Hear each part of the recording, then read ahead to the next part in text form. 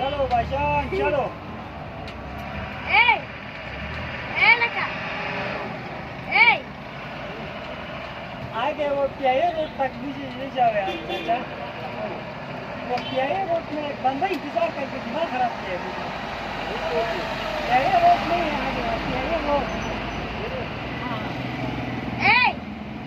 अंदर बैठो ना सवारी नहीं होते अंदर एक मिनट बहन तू इधर एक बंदा आने वाला है वो नजर नहीं आ रहा है रास्ते में फिर नजर में